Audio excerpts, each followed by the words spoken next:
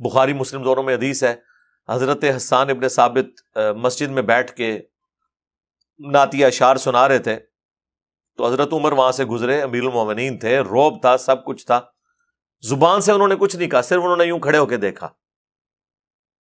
ان کو بھی سمجھ آ گئی کہ یہ کیوں اس طرح کر کے دیکھ رہے ہیں، ظاہر سمجھدار لوگ تھے، اور پھر حضرت عمر تو ابھی کھڑے بھی نہیں ہوتے تھے۔ ہاں، انہوں نے کہہ دی کوئی مسئلہ خراب ہو گیا۔ تو اس سے پہلے کہ حضرت عمر کوئی بات کرتے، انہوں نے کہا اس طرح نہ دیکھ میری طرف، تجھ سے بہتر شخصیت مسجد میں ہوتی تھی، میں ان کے سامنے بھی نعتیہ اشعار پڑھتا تھا۔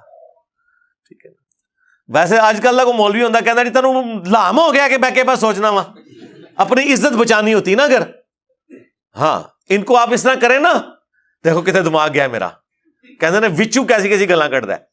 یہ میں آپ کو نیچرل بتا رہا ہوں۔ اگر اس وقت کوئی مولوی آپ کو یوں کر رہا ہے اور آپ دیکھ رہے ہیں اور آپ آگے سے آپ کو پتا چل گیا کہ اس کو کیا تکلیف ہو رہی ہے، آپ بولے نا وہ اپنی عزت بچانے گئے کہ تنو لام ہو گیا،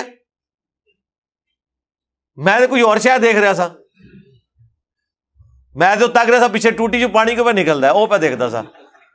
عزت بچانے کے لیے نا جھوٹ بول دیں گے، لیکن چونکہ حضرت عمر ایمان والے تھے، جو ان کے دل میں تھا وہ انہوں نے کہا۔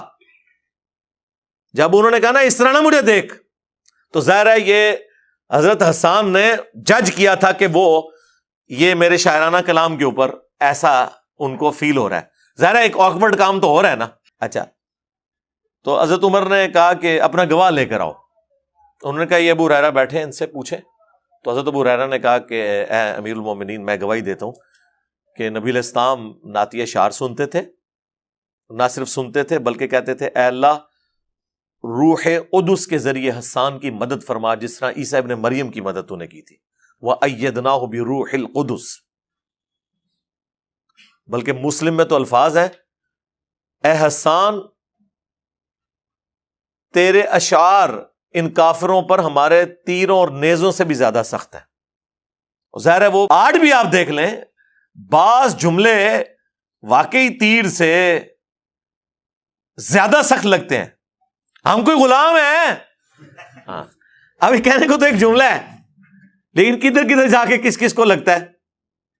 اچھا، پھر اس کے بعد یہ بھی پتا چل گیا کہ جو لوگ کہتے ہیں جی اے امام حنیفہ نو نہیں حدیث پتہ لگی، جی حضرت عمر نو بھی یہ حدیث نہیں پتہ لگی کہ نعتیہ اشعار مسجد میں سننا سنت ہے، ان کو تو نہیں پتا تھا، تبھی انہوں نے گواہ بھی مانگا، ایکٹنگ تو نہیں کر رہے تھے وہ۔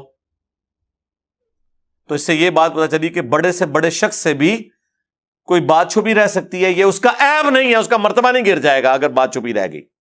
لیکن یہاں پر آپ دیکھیں حضرت ابو ہریرہ نے جب گواہی دی کہ اے امیر المومنین، میں گواہی دیتا ہوں کہ حسان درست کہہ رہا ہے کہ یہ رسول اللہ کو نعتیہ اشعار سناتا تھا اور حضور دعائیں کرتے تھے، روح قدس کے ذریعے اس کی مدد فرما، تو حضرت عمر نے ان کی گواہی قبول کی اور وہاں سے چلے گئے۔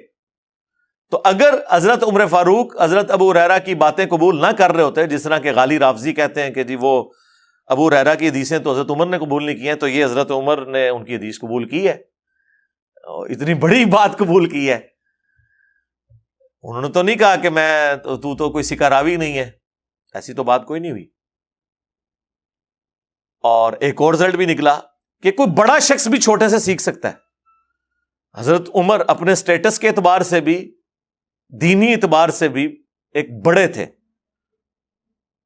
لیکن انہیں چھوٹوں نے سکھایا کہ یہ اس طرح نہیں، اس طرح۔ حضرت ابو ہریرہ تو 7 ہجری میں مسلمان ہوئے، حضور کی وفات سے 4 سال پہلے، اور حضرت عمر جو ہیں وہ ہجرت مدینہ سے بھی آلموسٹ 7 سال پہلے مسلمان ہوئے ہیں، یعنی کم از کم 14-15 سال کا اسلام قبول کرنے کا ڈفرنس ہے دونوں کا۔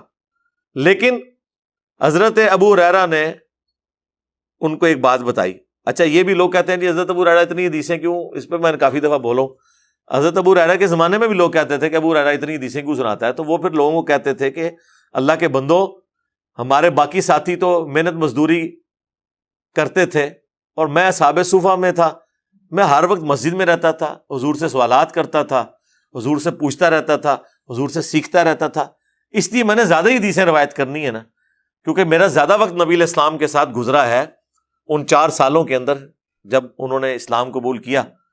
تو یار 1 یا 2 پوڈ کاسٹ میرے ساتھ لوگ کر کے چلے جاتے ہیں نا، کئی سال تک اس کے کلپ بناتے رہتے ہیں، ہے کہ نہیں؟